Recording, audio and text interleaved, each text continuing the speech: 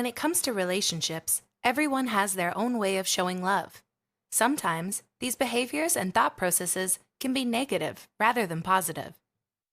According to a study, children who had a secure relationship with their parents growing up tend to have better interpersonal relationships later on, while children who had more unstable relationships are more likely to have unhealthy behaviors and instability in relationships. Dr. Milan and K. Yurkovich determined that there are 5 different love styles that often are determined by your childhood. So what does each love style say about your childhood? 1.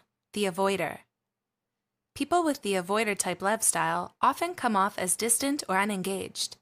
They don't allow themselves to feel emotions in order to protect themselves and often feel uncomfortable when other people around them get emotional. Avoiders value their personal space away from other people. If you have the avoider love style, as a child, you may have grown up in a home that didn't show a lot of affection, that put more focus on being independent and self-reliant. If you are upset by something, you may not have gotten the comfort you needed, whether it be emotional or physical. Maybe at some point, you stopped paying attention to your own feelings and needs so that you could deal with the stress and anxiety from having little to no comfort from your parents or caretakers. 2. The vacillator. The term vacillate means to alternate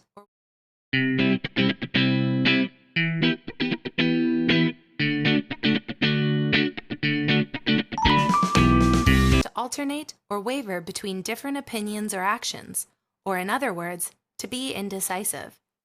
If you have the vacillator type love style, you may tend to idealize new relationships. However, when the other person shows any trait or behavior that you didn't imagine, you begin to doubt the relationship, and may even consider ending the relationship altogether. As a child, you probably grew up with an unpredictable parent. Maybe they were always finding a reason to leave home, going out often, or meeting new people often, even when you needed them. Whatever the case may have been, your needs weren't your parents' first priority. Because of this, you may have developed a fear of abandonment due to the fact that you didn't receive consistent affection from your parents. As both a child and an adult, you also probably were very sensitive and perceptive, noticing even the slightest sign that someone in your life was distancing themselves. 3. The controller. If you have the controller love type, you probably feel the need to have control in a relationship to avoid the vulnerable, negative feelings you experienced as a child. By being in control, you can ensure that you limit your exposure to feelings like humiliation, fear, and helplessness. The one emotion that doesn't make you feel vulnerable is anger, so you may use anger to express your emotions. You probably have a particular way you like things done, and when those expectations aren't met, you may get angry or stressed. If you identify as a controller, you probably grew up in a home where there wasn't a sense of protection. When there was some sort of harm in your life, no one was there to make sure you were kept safe. You didn't like stepping out of your comfort zone and did whatever you could to keep yourself from experiencing negative feelings. You learned to be emotionally tough and how to take care of yourself, because if you didn't, you were susceptible to being hurt. 4. The pleaser. Someone with the pleaser love type has the main focus of making sure others around them are happy, even if it means sacrificing their own wants and needs in order to do so. Pleasers have a habit of monitoring the moods of those around them to make sure they are kept happy. If someone has a negative change in mood, the pleaser may have an internal struggle with feeling anxious, upset, or stressed. If you're a pleaser, you don't enjoy or handle conflict easily, so you may lie or do or say what the other person wants just to avoid conflict. It's often hard for a pleaser to say no. As a child, you grew up with a parent who was overly protective, angry, or critical.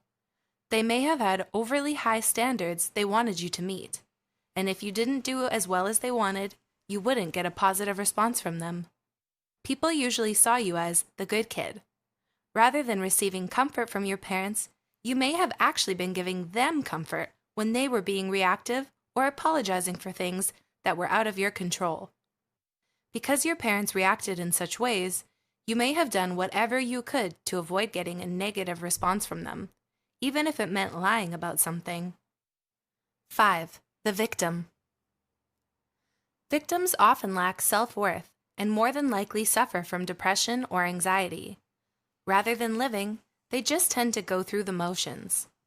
In relationships, it's not uncommon for them to gravitate toward a controller, as they mimic what they experienced in childhood. Victims are used to complying. They find it easier or even comforting to be with a controller in order to get by, as that's what they're used to. If you have the victim love style, you probably grew up in a chaotic home. You had parents that would be angry or even violent. Learning to be compliant helped keep any attention off of yourself. Did you ever use your imagination to escape the negativity surrounding you? That's common with victims, as being fully present is too painful for them. These 5 love styles help us understand more of the negative way we react and behave in relationships, and also why we are this way due to our childhood experiences.